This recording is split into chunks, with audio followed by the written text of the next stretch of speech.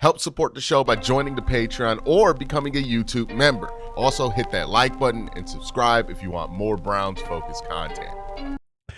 Look, I don't know how this game versus the Bills will play out. I am recording this video on a Friday, and that means I'm not even 100% privy to who's going to play and who's going to not play in this game, even though it does look like the Browns offensive line will be banged up. Maybe Wyatt Teller plays, but Jack Conklin is definitely out. So we'll see what happens, but I don't know. Call it intuition. Maybe call it foresight.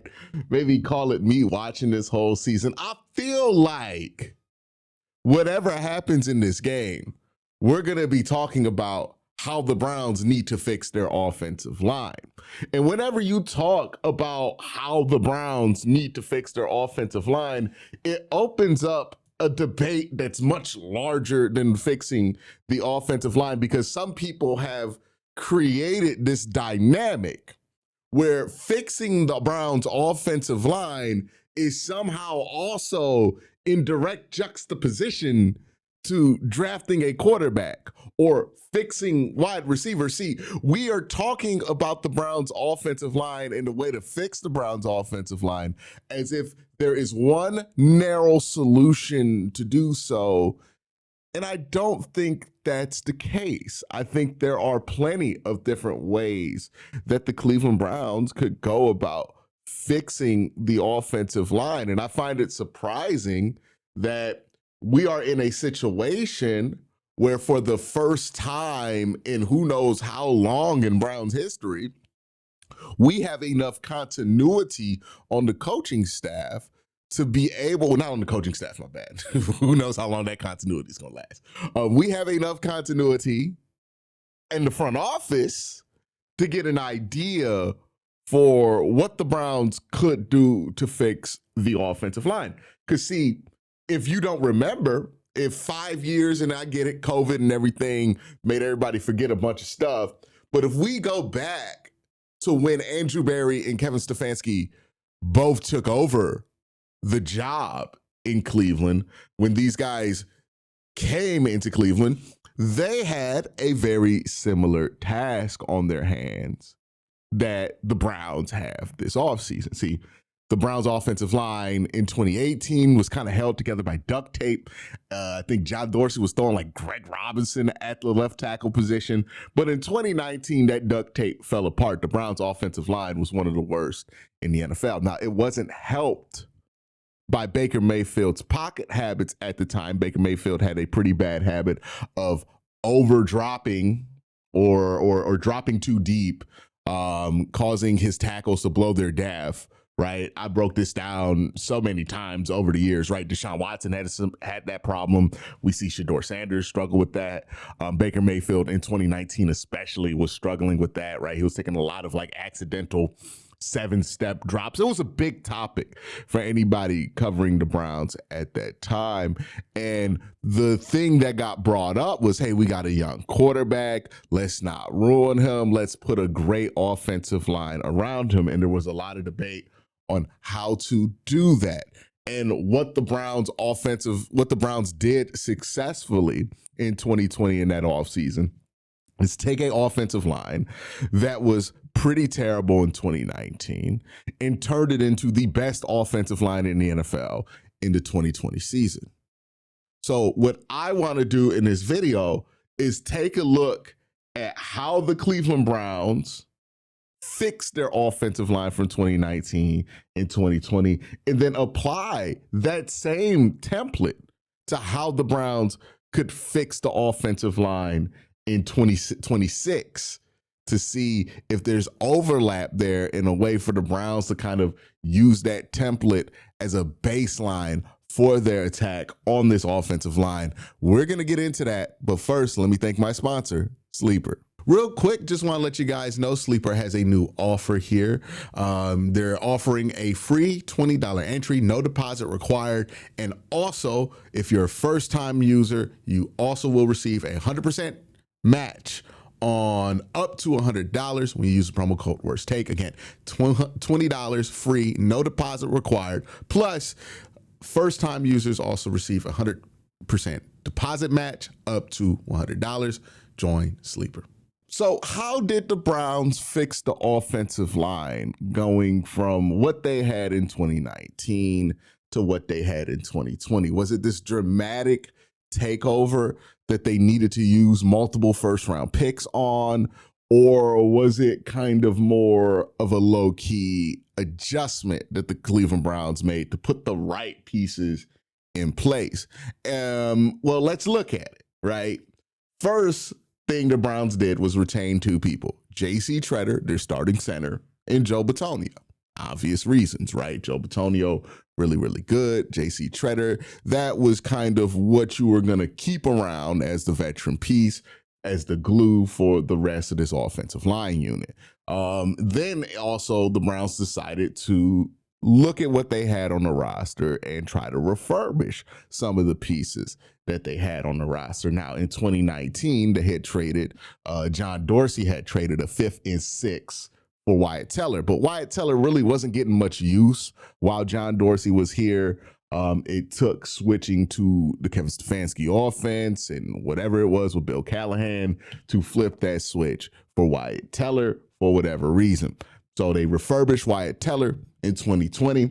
Jack Conklin, they signed him to a contract, and then Jedrick Wills, they use a first-round draft pick on. Now, I do find it hilarious that all of this conversation is going on about how the Browns must draft an offensive tackle as early as possible in order to properly rebuild the offensive line, when the only example that we have of a successful offensive line rebuild in recent Cleveland Browns history includes the first-round draft pick being the absolute worst part of it. I don't know if that says anything long-term. I'm not team don't draft the tackle in the first round, obviously.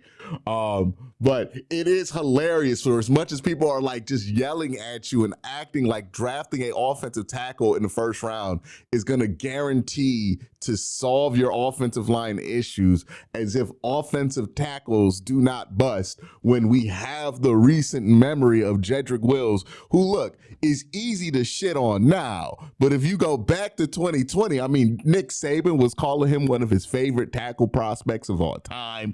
You had a lot of offensive line specific experts talking about how this is the guy. Your Hall of Fame left tackle was talking about how Jedrick Wills was the best guy in the class and that he'd be thrilled that the Browns got Jedrick Wills in that draft class. Even Bill Callahan, yes, everybody's favorite, Bill Callahan, had that kind of excitement for Jedrick Wills because he was instrumental in the Browns deciding to go with Jedrick Wills over some of the other tackle options that were available, like Mekhi Becton and Tristan Wirfs, who a lot of people aren't over the fact that the Browns haven't drafted him, but don't address why it is that the Browns didn't draft him. It's because every expert they had was telling them that Jed Wills was going to be amazing, right? Joe Thomas was, Bill Callahan was, and that's not to say that experts aren't helpful in this situation. It's just to say that, hey, sometimes you need to look at more than the tape for a player, because there could be something else going on there that could affect their pro career. And in the case of Jed Wills, all the stuff that went wrong with him, you couldn't really find out until he came to the NFL, right? What we found out is that he don't handle losing well. And I think that really messed him up for a very long time here. So Jed Wills, absolute worst part of that rebuild. That's what they used the first round draft pick on. Now, if you're Andrew Berry and you're trying to fix the offensive line and you're saying to yourself, well, we did this successfully before, let's follow that same template. What does that look like, right? Now, this is a thing, the answers to this question and who's in the specific slots, that's going to change over time. I promise you it's going to change over time. And the reason it's going to change over time is we don't know who's available, where guys are going to fall in the draft position. We ain't even at the Senior Bowl yet, right? Like the board for the teams aren't set as far as draft prospects go. Free agency, guys shake loose, get extended late in the season. We'll see what happens there. And we'll know where the Jaguars selection is by the end of the year. So this is going to change. This is not meant to be a concrete list of the Browns absolutely must do this. It's just an example of how the Browns could use a template to build an offensive line that could get them to the upper half of the NFL at the very least. Now, we looked at who they retained in that first rebuild. It was Joe Bitonio. It was J.C. Treader. If the Browns want to retain somebody, I think Wyatt Teller is the obvious candidate to retain. I know people shit on Wyatt. I know people still get mad at Wyatt because he doesn't pancake at the level that he used to. But I think this has to do with the fact that the Browns have asked significantly more out of Wyatt in the last 3 years than they were asking of Wyatt in 2020. See, in 2020, Wyatt Teller still had the issues pass protected that he has today. That's not new, but it didn't matter as much because you weren't asking Wyatt Teller to be your best pass protector. You were just asking Wyatt Teller to be a ass kicker in the run game, and that's where he could preserve most of his energy. But now, since the Browns' offensive line has degraded to the point to where there's no stability at either tackle position, the center position has been pretty stable, but it hasn't been super helpful. And Joe Bitonio, most importantly, has just degraded in quality so much that he's not your best offensive lineman anymore. You're kind of in this awkward spot where you're betting on Wyatt Teller to be really good at things he's never been good at. And that's kind of putting him in a harsher light than he really deserves to be in. If he were on a more well-developed offensive line, I think people would have a more favorable opinion of Wyatt Teller. But because he's kind of stuck in this mess, he kind of gets a shitty rap. So I think you can keep Wyatt Teller, put him in retain. We'll see what happens with like a Luke Whippler if you want to retain him as the starter, or Ethan Polsick if you want to retain him as a starter, but those are also options. Wyatt Teller, I think, is more definite than those two. Then if we look at refurbish, right, this is where they fixed up Wyatt Teller in the 2020 season. Now, this could be Zach Zinter. This could be DeJuan Jones, right? They could decide, hey, we're going to refurbish up DeJuan Jones and fix him up, and he's going to become the starting right tackle in the same way that Wyatt Teller became the starting right guard, right? Or maybe it's Zach Zinter, and he replaces Joe Bitonio, right? I think that could make sense. They're going to refurbish somebody on this offensive line that they drafted recently, that they feel like has a lot of potential that they have not tapped. So I will put Zach Zinter, DeJuan Jones, both in those refurbished piles, because with DeJuan, there's been more promise on the field, but injuries have derailed him. With Zach Zinter, we just haven't seen him play football for this team enough to have an opinion. All we really know is that he's consistently inactive, which is concerning, but not a definite evaluation of where his talent could be as an NFL player. I would like to remind people, Wyatt Teller was in a similar position. You know what I mean, with Buffalo and in Cleveland, where he wasn't really thought of, and then got the right coaching and then figured it out. Maybe that's what needs to happen for Zach Zinter, who kind of fits a similar profile as Wyatt Teller. And then you look at the signing part, right? The Browns signed a starting tackle. I think the similar thing will happen. I think the Browns are going to go out and try to sign a starting tackle in free agency. Right now, off the top of my head, the guy I could think of that makes the most sense is Rasheed Walker, because he's 25 years old. There's some upside there. And if you're going to pay $25 million a year for a tackle, I think you want there to be upside and the ability for that tackle to age in your window, so that, you know, if you do draft a young quarterback, you're ready in a couple of years. Rasheed Walker's only going to be 27. You don't have to worry about him aging out, versus if you go after somebody who's in their late 20s or in their early 30s, there's a concern that they could age out before you're ready to hit your window in 2026 or in 2027 specifically. So we'll see what happens there, but I think they could sign a free agent tackle. That could be Rasheed Walker. And then the draft, right? You could use the Jaguars first on somebody like a Caleb Lomu, who's a tackle and guard prospect. That way, if DeJuan Jones ends up being your refurbished project, you could move Lomu to guard. If DeJuan Jones ends up not being the refurbished product and it's Zach Zinter, then you can move Lomu to tackle. So get you somebody with a little bit of flexibility, use that first round pick, and then all of a sudden, I think you're looking at a dramatically better offensive line. Is it going to be the best offensive line in the NFL like the Browns rebuild was in 2020? It doesn't feel like that's on the table, but I'll be honest with you, I didn't think that was going to be what happened in 2019. So, who knows exactly how this is going to end up for the Cleveland Browns, but I do think that making these moves following that template could provide a really positive result for the offensive line. And look, it only really involves you spending a couple of $25-30 million in free agency on a tackle that you could structure in a pretty team favorable way. It requires you to use maybe a Jaguars first, maybe your early second round pick. You know what I mean? Like, you can get this done and still draft a pretty good wide receiver, either in the second round or with the Jaguars pick. You can get this done and still take the quarterback at the top of the draft that you want to. We talk about fixing the offensive line. We talk about fixing wide receiver. And because people have other agendas that they would like to fill other than actually fixing the Browns' problems, people act like those should be roadblocks to actually fixing your quarterback situation as well. But the reality is that the Browns have accumulated enough assets, whether it be in cap space by eating a ton of dead cap this year, or whether it be in draft assets by making that trade with Jacksonville last year and the numerous trades that they have made this year. They have put themselves in a position where they can fix multiple things that are wrong with this team in one offseason, or at least put down the blueprint, the foundation for fixing these problems in an offseason. We don't have to argue. You know what I mean? Like, that's the thing. Every time this comes up, right? And you're like, oh, we need a quarterback. No, we need this.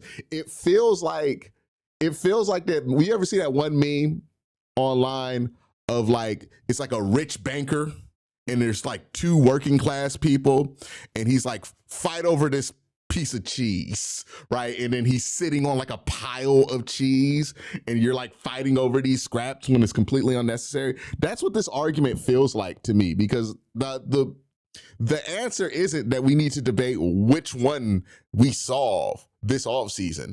The answer is, how do you use these resources, all of the resources that you have, to solve all of these problems, because you have enough to do that. You know what I mean?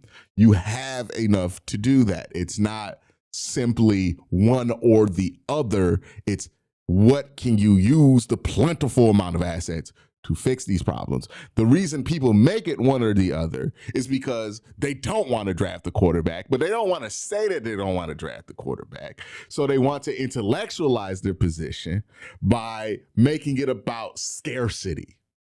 It's not about scarcity. The Browns can solve the quarterback problem. The Browns can solve their offensive line problem. The Browns can put a foundation down to solve their wide receiver problem. And they have enough resources now. They will have resources next year to be able to do these things without the franchise being in a state of disrepair. Right? Like, they're going to be able to do these things if they choose to do them. But that's my 2 cents on it. I know that I usually start these videos by doing a little bit of a breakdown on what the Browns could do in the game that they're playing. But I'm gonna be honest with you, the Browns have bigger problems than what their week-to-week issues are at this point. And I want to start focusing on the big picture with this team in the offseason, not instead of just hyper fixating on like the result of one game here or a game there. Now, obviously, I'm still going to cover the game. I'm still going to review it and go live and do the post-game show. Still going to talk about what's going on in the season, but also the focus is going to start to expand to the bigger picture with the Cleveland Browns. So let me know what you think in the comment section down below. Have a great day. Have an even better night. Peace.